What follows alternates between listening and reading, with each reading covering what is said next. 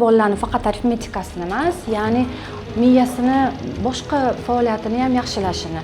Siz endi maslahat sifatida faqat arifmetikani emas, masalan so'z yodlash qobiliyatini. Endi Pekinda mayli endi birinchi o'rinda lekin orzu qilish kerak. Birinchi o'rinda olish uchun xato qilishga haqqi yo'q deb bular, to'g'rimi? Xato qilishga haqqi yo'q va tezlik juda ham muhim. Har qanday qo'shimcha to'garak bola uchun agar chet elga chiqishga imkoniyat bersa, bu zo'r. Odam bolani fikrlash doirasini oshiradi. Bolalarni bitta narsa aytaman, qiziqishi yo'q. Ota-onani majburlashi bor. Disiplina juda ham muhim. Bolani o'ziga qo'ysang, 2 haftadan keyin zerikadi.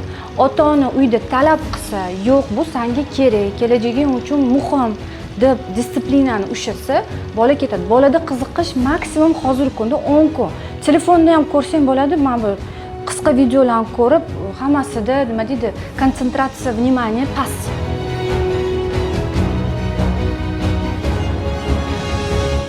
Assalomu alaykum ayol loyihamizni kuzatuvchilari. Bugun ekskursiya formatimizni yana davom ettiramiz. Beruniy filiali 12-patokda o'qishini tugatgan Hidoyatova Gulzodani biznes joylarini bugun tahlil qilishga kelganmiz. Bu tahlilda men bir o'zim emasman, ayni ta'lim sohasida bo'lganligi uchun o'quvchimizni shu sohada 15 yillik tajribaga ega bo'lgan Oriental School of Tashkent maktabi asoschisi Ismatova Zeboni taklif qilganmiz. Assalomu alaykum, xush kelibsiz. Bugun siz bilan o'quvchimizni bizneslarini tahlil qilib, ularga shu sohani rivojlantirishda o'z tavsiyalaringizni ayamaysiz degan umiddamiz. Demak, boshlaymiz.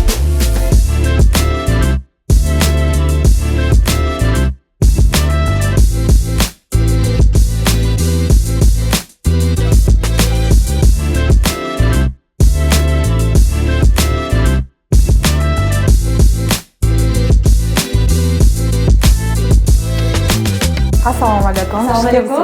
Qalasiz, yaxshimisiz? Charchamayapsizmi? Siz o'misiz? Kelganingizdan xursandmiz. Intizor bo'lib anchadan beri kutyapmiz tahlil qilishinglarni. Kelinglar, sizlarni sentrimiz bilan tanishtiramiz. Qanaqasiz, Prototippa, yaxshimisiz? Charchamayapsizmi? Allohga shukr. Qachon qaysi oy olgandingiz bizdan moliyalashtirishni?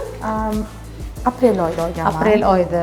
Yaqinda olgan ekansiz. Ha, yaqinda. Demak, necha summagacha moliyalashtirish oldingiz va moliyalashtirishdan keyingi bosqichingiz biz uchun qiziqarli va qanday natijalarga erishib kelyapsiz? 35 million moliyalashtirildim va undan keyin men mana shu programma ishlash chiqazish uchun olgan edim bu summani. Mana hozir kitoblarimiz tayyor bo'ldi. Birinchi uroven uchun moliyalashtirilgan edim. Hozir уже mana keyingi urovenlarni ham chiqazdik. Demak, kitob ishlab chiqarish bo'yicha sizniki, to'g'rimi? Mana shu kitobni moliyalashtirish bo'yicha demak, biznes rejani siz himoya qilgansiz va moliyalashtirishni olgansiz. Demak, qani joylaringiz bilan tanishtiring bo'lmasam, keyin buni yana ichlarini ko'rib chiqib, sizga o'zimiz tavsiyalarimizni beramiz. Demak, mana shu yerda faoliyatimizni yuritamiz. Именно mana shu programma bilan bolalarimizni o'qitib, hozir mana birinchi moliyalashtirganimizdan keyin, mana programmani ishlab chiqqanimizdan keyin, hozir birinchi bizani xalqaro musobaqa kutyapti. Ertaga Xudo xohlasa Pekinga uchib ketyapmiz. Hozir mana o'quvchilarimiz bilan tayyorgarlik qilishayotgan jarayonni sizga ko'rsatmoqchiman. Qani ketdik, qiziqarli bo'ladi. Bering, men olib qo'yaman. Assalomu alaykum. Assalomu alaykum. Qanaqasizlar? Yaxshimisizlar? Charchamayapsizlarmi? Biz darsni buzdikmi? Muncha chiroyli bularning o'tirishlari, hammalarini shunaqa yutuqlari bormi? Hammaliga shunaqa yutuq. Har bitta partada bor ekan. Muncha zo'r, молодцы. Qani tanishtiring endi. Metodikamizni kitob shaklga yig'unigacha bular ancha yildan beri o'qishardi bizda va shu muddat davomida musobaqalarda qatnashishgan, respublika xalqaro musobaqalarda qatnashib, mana o'zligini o'sha kuboklarni oldiligiga qo'yib qo'yishgan, o'rinlarni olishgan. Endi mana hozir to'liq mana dasturimizni полный o'sha metodikamiz bo'yicha ishlab chiqilgan dastur asosida endi mana xalqaro musobaqa Pekinga VAMA olimpiadasiga ketyapmiz, xudo xolasa. 15 ta o'quvchi bo'ldi. 15 ta chempionlar, xudo xolasa.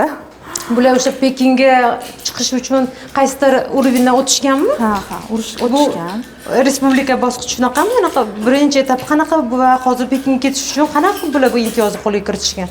Bular respublika bosqichida mana bahorda may oyida bo'lib o'tgan respublika bosqichida qatnashgan va ular birinchi shahar, tuman, keyin respublikagacha chiqishgan bular, to'g'rimi? Ha, shaharda qatnashib, yuqori o'rinlarni olib, hozir endi Pekinga ketishyapti xalqaro musobaqaga. Zo'r, молодцы. Necha kishi ketyapti shunda sizda? 15 kishi. 15 kishi. Necha yoshdan qabul qilinadi bu?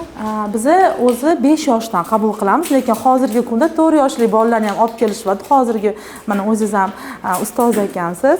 4 yoshli bolalar ham shunaqa iqtidorli kelishyapti. Hamma narsani, qobiliyatli sonlarni bilishadi, 100 gacha ham sanashni bilishadi. Unaqa iqtidorli bolalarni biz olamiz. Demak, 4 yoshli farzandi bo'lsa, matematikaga yoki shunaqa hisob-kitobga qiziqishi bo'lsa, demak kelsa bo'ladi. O'qish, yozishni bilish shart emas. 4 gacha bo'lgan sonni yozishni bilsa bo'ldi, qolganini bizda o'rganadi. Demak, siz moliyalashtirishni aynan kitob chiqarish uchun olgansiz. Ha, именно mana shu o'quv qo'llanmani ishlab chiqarish uchun. o'quv qo'llanma. Ha. Bunda ancha yil davomida biz xalqaro dastur, boshqa chet el davlat dasturi bo'yicha shug'ullanardik. O'zimizning milliy dasturi, o'zimni mana shu 10 yil davomida yig'gan tajribam asosida yillar davomida chiqadigan o'sha musobaqa chempionlarim, o'sha ularga qo'llagan metodlarim asosida yig'ib chiqaman bu programmani. Siz buni muallifisiz bu kitobni, to'g'rimi? Demak, o'quv markazingiz 10 yildan beri ishlaydi. O'quv markazim 3 yildan beri ishlaydi. O'quv markazi ham o'zingizniki? Ha, o'quv markazi o'zimniki. 6 yil davomida o'qituvchi bo'lib ishlaganman boshqa o'quv markazida. Hozir 3 yildan beri o'zi alohida o'quv markaziga chiqib ketganman. Zo'r, omadingiz bersin. Bolalarni ko'rib shunaqa xursand bo'ldim, ko'zim quvnadi. O'zimda ham shu yoshda farzandlarim bor. Ayni yoz oyida mana shunaqa mashg'ulotlar bilan band bo'lishganini ko'rib, ota-ona sifatida men xursand bo'ldim. Respublika musobaqasi tugamasidan xalqaro musobaqaga tayyorgarlik boshlanib ketdi. Dam olishsiz qattiq ishlashdi. Pekinda xudo xolasa mazza musobaqadan keyin dam olishadi. Sizga hozir ko'rsatkim kelyapti-da, qanaqa misollarni ishlashyapti bular. Mana hozir endi bularga xalaqit bermaymiz, lekin mana bu yerda mana hozir qizlarimiz ishlagan varolari. Mana hozir bugungi ertalabdan beri ishlashgan varolari mana ko'rishingiz mumkin. Mana 3 minutda ishlashligi kerak. Minutlari ko'rsatilgan tepasida. Minutlari ko'rsatilgan. Mana xatolari. Mana ko'paytiruvlar, bo'luvlar, xuddi shunga tayyorlanishyapti hozir.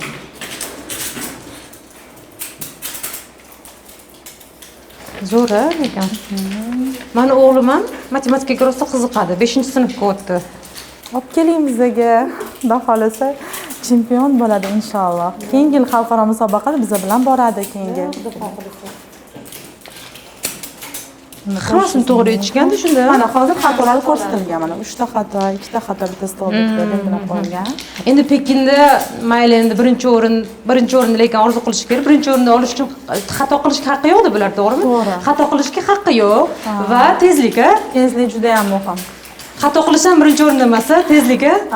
Tezlik va eng to'g'ri javob soni ko'proq bo'lishi kerak. Boshqa davlatlarnikiga qaraganda eng ko'p to'g'ri javob shunga qarab. Nechtasiga ulgurgan, daqiqasi va to'g'ri javob bergani. Ma'lum ta'lim sohasidagi tegishli bir odam sifatida bitta savol bersam, mental arifmetika aynan bolada nimani rivojlantiradi? Mental arifmetika men o'zim 10 yillik tajribam asosida aytaman. Bolalarimda, mana o'quvchilarimda shu narsani ko'ramiz.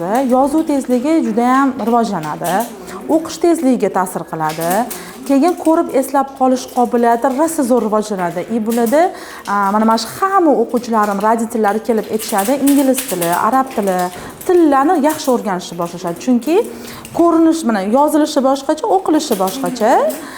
O'shanda mana yozilishi bilan yodlab olishni boshlashadi. Mana bu abakuslarimiz yordamida ko'rib eslash qobiliyati rivojlanadi va biz ikkita qo'lda ishlaymiz. Melka motorika orqali ikkita qo'limiz orqali ikki taraf ishlarini rivojlantiradi. Konsentratsiya, vнимание shunaqa zo'r rivojlanadi. Mana shovqin, например, ortiqcha, например, harakat bolalarni chalg'itadi darsda. Bularga ta'sir qilmaydigan bo'lib qoladi. Shovqin ham maktabda hammadan oldin doskadan ko'chirishga ulgurishni boshlashadi. Oldin javob berib, yaxshi eslab qoladi. mana o'zligidan ham so'rasangiz bo'ladi, natijalar qanaqa o'zingizlarda yutuqlaringlar deb. Mana hozir mana shu ustozlarimiz to'g'risida ham aytib o'tmoqchiman. Mana ustozlarimiz o'zimizda bitirgan o'quvchilar. O'quvchilarimiz ustoz bo'lib kelishgan hozir. Mana o'zligi chempion. Necha yoshda Madina? 18 yosh. Eng katta yutuq shu. O'zingda qanaqa natijalar bo'ldi? Qanaqa problema bilan kelganini aytib bergan. Isloq qilmasdim. Angliskiy darsda qiynaldim. O'zim eslab, bittadan qarab, isloq qilishni qildim. Kuchaydi. Keyin 50 tadan ko'p so'zlash boshladim. Ayniqsa reytingni russiya yo'naladi. Hozirgacha. Faqat matematika uchun emas. Shuni aytyapman-da, mental arifmetika deganda bu matematika degani emas, mentalni so'zi o'zi umuman boshqa ma'noni bildiradi-ku. Aynan miyani faoliyatini rivojlantirishga katta e'tibor qaratilgani uchun so'radim. Qaysi nima deydi, miyani funksiyalarini yaxshilab beradi deb. Chunki matematikaga deyarli aloqasi yo'q desa ham bo'ladi. Lekin mana ko'rganingizdek ko'paytiruv bo'luvlar bilan ishlaganimiz uchun bizda droplar, protsentlar bor, ildiz osti. Ularni ham kalkulyatordan tez hisoblashni bo'lib biladi. Endi arifmetikaga zo'r ta'sir qiladi. Assalomu alaykum. Voy bilan kichkinaligim. Va alaykum assalom. Buncha asalchilar, necha yosh bilaringiz? Mana eng kichkinamiz Abdullo. Abdullo necha yoshda? 5 yosh. Mana o'g'lim bilan teng ekan. Mana hozir Abdullo 5 yosh, lekin ikki xonali sonlar bilan ishlaydi o'sha. Egizimi bular? Yo'q, akasi bu Muhammad. Ay, rosa o'xshashar ekan. Hozir ko'paytiruvlarni o'rgatyapmiz bularga, yaxshilab o'rgatib ketsin deb. Demak, onlayn ham o'rgatasizlar darslarni, to'g'rimi? Yil davomida bular onlayn o'rganishgan va O'zbekistonga hozir kelganliklari uchun offlayn ham darsda qatnashishyapti. Ko'pchilik onlayn darslar effektivni bo'lmaydi. Qarang, bular yosh bolalar-ku, qanaqa onlayn o'tdinglar? Bular sabri yetdimi onlayn o'tirishga darsda? Ha, mana anaqa 5 yosh, 4 yosh, 4,5 yoshdan boshlashgan. Mana hozir effekti bo'lmaydi onlayn darslar deyishadi, lekin unga ham metodikaga bog'liq. To'g'ri, professional metodika orqali o'tsangiz, effekti zo'r bo'ladi. Haftada necha marta o'qishdi masalan? Bular mana haqiqatdan men o'g'lim bilan yoshi teng bo'lardi. O'g'lim tabiatdan sho'x. Hozir tasavvur qila olmayman qanaqa qilib shu sho'x bolam onlayn dars qilishini-da. Bular haftada 2 marta 1 soatdan individual darsga qatnashadi. Individual bo'lgani uchun fokusni qaratish osonroq bo'ladi-da. Osonroq, ha. Demak, Amerikada ham mental arifmetika aktual. Da, aktual. Amerikada, Shvetsariyada, boshqa davlatlarda ham o'quvchilarimiz bor onlayn o'qiydigan. Demak, sizga men shu sohada, ya'ni ta'lim sohasida 15 yildan ortiq tajribaga ega bo'lgan mutaxassisni bekorga olib kelmadim. Zebo opa, siz bularning faoliyatini yanada rivojlantirishga nima tavsiya bera olasiz? Gulzoda, men o'zim 15 yildan beri deyarli rahbarlik qilaman maktabgacha va maktab ta'lim muassasasiga. Vaqti bo'lgan, bizning ham muassasamizda mental arifmetikasi bo'lgan. Hozirgi kunda bilaman, juda ko'p heytlarga uchraydi mental arifmetikasi. Tushungan bor, tushunmagan bor. Hozir bundan oldin aytib o'tganimdek, mental arifmetikasi bu ko'pincha ota-onalarda, ya'ni o'ylashadiki, bu faqat matematikaga tegishli. Arifmetikaga tegishli deb o'ylashadi. Meni fikrim, bulardan bekor so'ramadim, miya faoliyatini qaysidir faoliyatini yaxshilashga yordam beradi.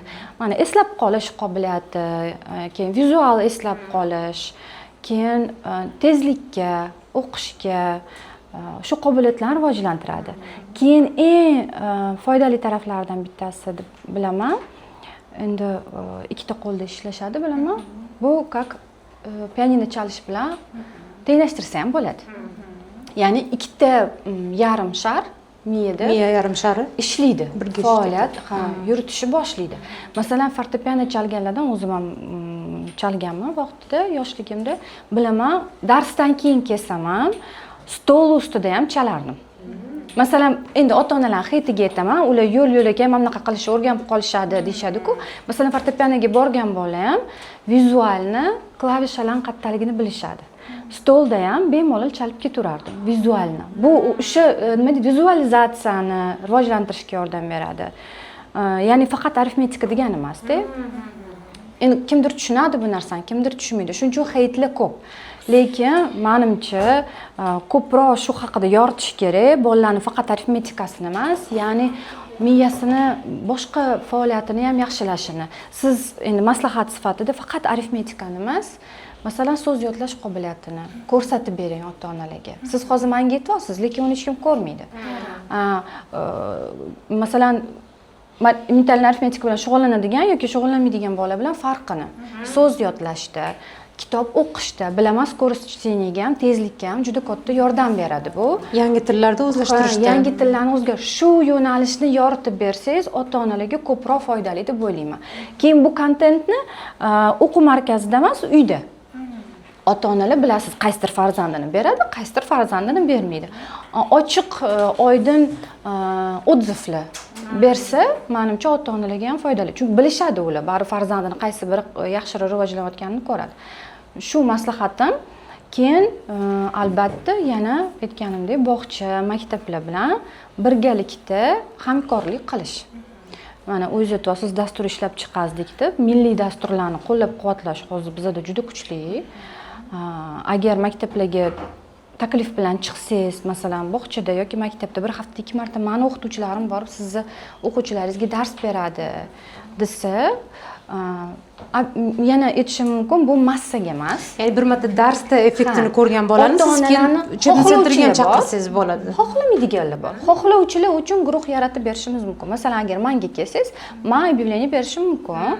Mental arifmetikasiga qo'shimcha dars kiritibamiz. Xohlovchilar bo'lsa beringlar. Ya'ni tanlov huquqini berishim mumkin ota-onalarga.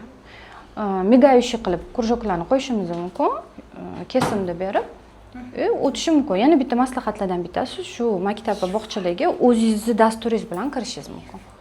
Rahmat. Hozir mana mental arifmetikani uncha yaxshi bilmagan, ya'ni bu sohadan uzoqda bo'lgan ota-onani jalb qilish bo'yicha sizlar meni jalb qildinglar. Sotdinglar menga kursinglarni desamda. Chunki men ham xohlardim, ya'ni farzandim har sohani, ya'ni har bitta fanni yaxshi o'zlashtirishini va bu mental arifmetika yangi fanlarni ham, yangi tillarni o'zlashtirishga yordam beradi. Faqat matematikani kuchaytirganda, men o'zim eshitib, hozir men uchun yangilik bo'ldi. Ayniqsa maktabga berishdan oldin bolangizni 1 yil mental arifmetikaga qatnashtirsangiz, maktabda boshqa fanlarni 14 ta fan kiradi maktabga borganingizda. O'shanda psixologически ham hamma tomonlama o'zlashtirish osonlashadi. O'zingiz ko'pincha 1-sinf ota-onalarni o'zingiz bilasiz, qiynalib hamma darsni birga qilib o'tirishadi. Samostoятельно qilishni boshlaydi. Hozir kichik farzandim aynan shu yoshga to'g'ri keladi. 1 yildan keyin maktabga chiqadi, Xudo xohlasa. Biz ham beramiz mental arifmetikaga, Xudo xohlasa. Bular bilan gaplashing. Kamila mana. Kamila.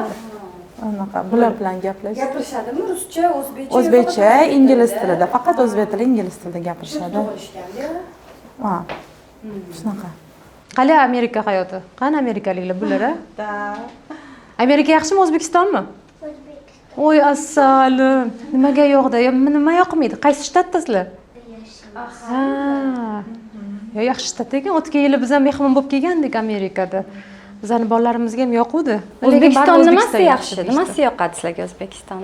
Ko'p qarindoshlarim bor, ko'raman. Qarindoshlar, ovqatlar mazalimi? Testiyas? Kulinariyaga boraman. Kulinariyaga. Qatga именно kulinariyaga? Amani Bakery. Amani Bakery, молодец. Do you like cooking? Klassno, молодцы.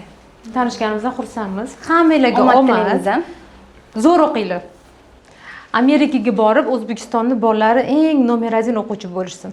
Как раз o'tgan yili biz borganimizda amerikalik bitta o'rtog'imizning o'g'li spetsshkolada o'qirdi. Anaqa bor ekan, prezidentni maktab bo'yicha 2 ta bolaga prezident anaqasi berar ekan, oltin medal beriladi-yu bizda. O'sha oltin medalni bitta o'zbek bolasi olibdi. O'zi 2 ta bolaga berilar ekan, bittasini shu o'zbek bolasi olibdi. Sizlar ham mana shunaqa O'zbekistonning farzandi shunaqa medallarga munosib ekan deb yurishsin. Omad bularga. Biz esa ekskursiyani davom ettiramiz. O'rtoq mehmon, o'ting endi siz to'g'riga, siz mehmonsiz. Bu yerda bizning mana yutuqlarimiz Kambodja davlatida qatnashganimizda xalqaro musobaqada Kambodjadan akrilovый statuyani demak chet elga ham anchadan beri chiqasizlar. Anchadan beri chiqamiz. Har qanday qo'shimcha to'garak bola uchun agar chet elga chiqishga imkoniyat bersa, bu zo'r. Odam bolani fikrlash doirasini oshiradi.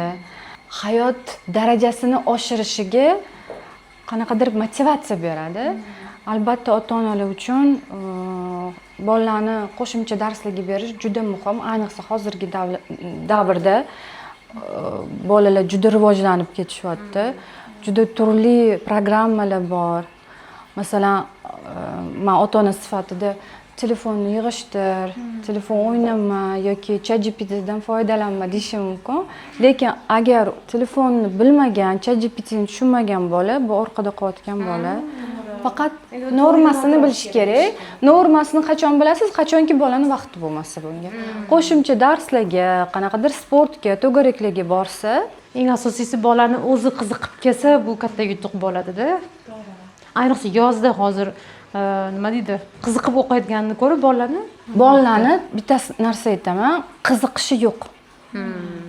Ota-onani majburlashi bor. Disiplina juda ham muhim. Bolani o'ziga qo'ysang, 2 haftadan keyin zerikadi.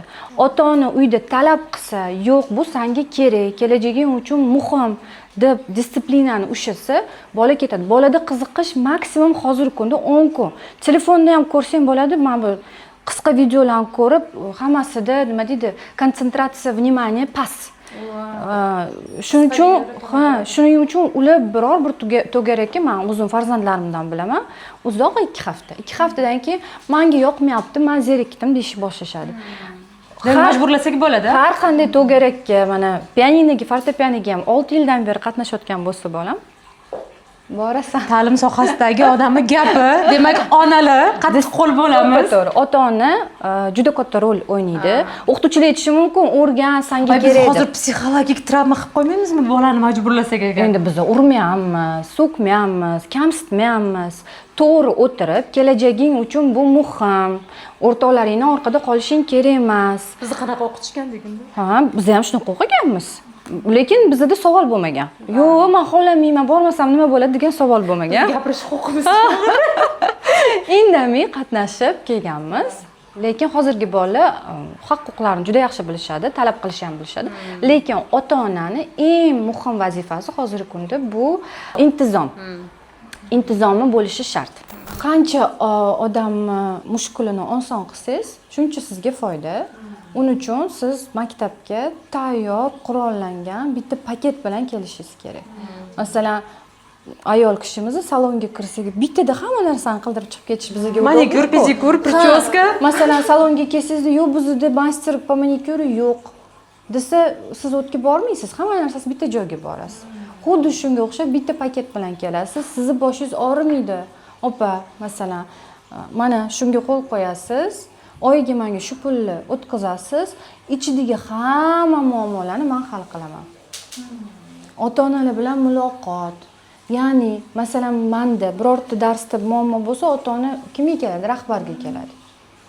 U siz bilan ishlayotgan bo'lsam, sizdagi muammoni ham menga keladimi? Nega men uni hal qilishim kerak? Uning uchun men o'rtada posrednik bo'lib, hozir to'xtanglar, men ularga aytaman, o'qituvchisi bilan gaplashadi degandan ko'ra, men aytaman, biz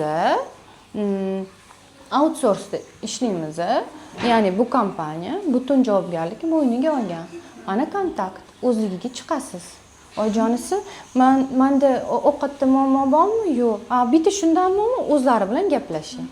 Bo'ldi, siz bilan gaplashadi. Men ham siz ichingizdagi, masalan, kuxnyangizdan xabarim yo'q, bilmayman. Siz ularga boshqacha tushuntirishingiz mumkin mendan ko'ra. Yoki siz menga aytib, men ularga aytgandan prямой kontakt osonroq. Xuddi shunaqa mana ingliz tilida ham aytayotganimdek, menga ingliz tilida deb hech kim kelmaydi.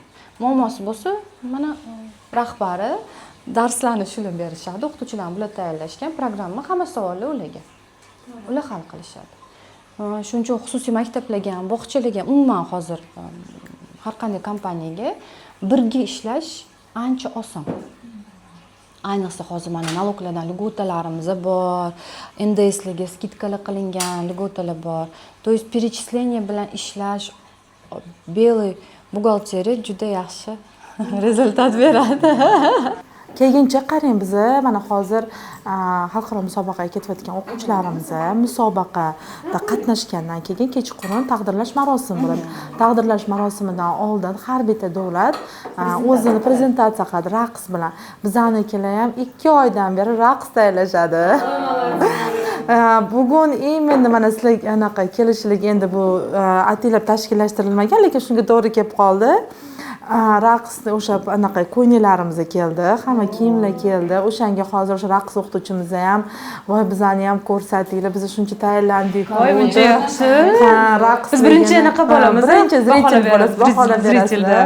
Keyin Pekinda o'sha xalqaro musobaqada men o'zim borgim kelyapti endi Pekinga. Assalomu alaykum. Assalomu alaykum. Ay, bugun raqs ham qilar ekanmiz-da.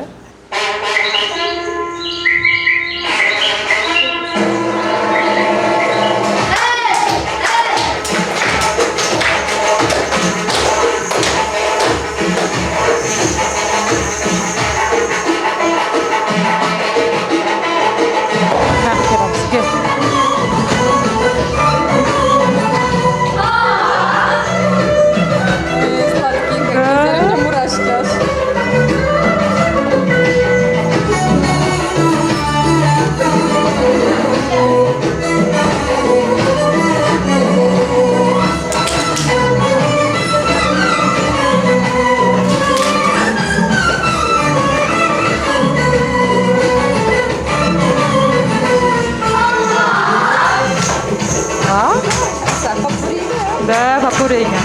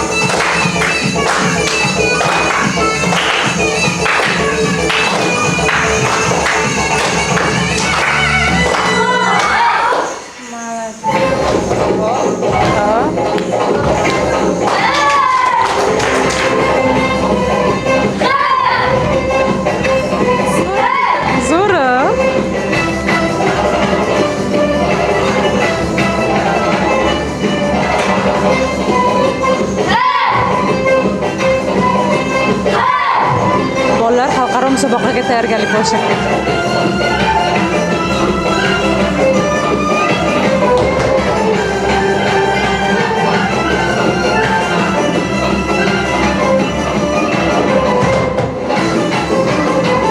Azvachkada o'ynashini qara.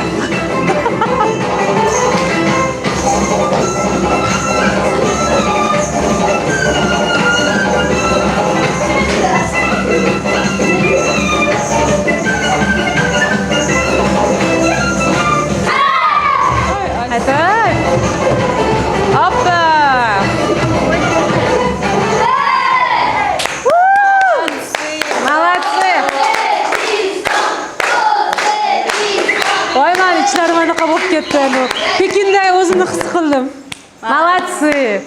Hali bunga qarang, qo'shimcha bizga katta ekran qo'yishadi. Har bitta viloyatda mana shu raqs chiqayotganda mos videosi chiqadi, tarixiy binolari, yana ham effekt. Juda zo'r. Biz hozir shunaqa mazza qildik. Chet elda buni tomosha qilish menimcha zo'r beradi. Faqat sizlarga g'alaba, omad, zo'r bo'lsin ishinglar. Yo'q, mayli chiqsa yo'q. Biz shunaqa mazza qildik. Ishlaringizda ham omad tilayman. Hamkorlik qilamiz degan umiddaman. Xayrli bo'lsin.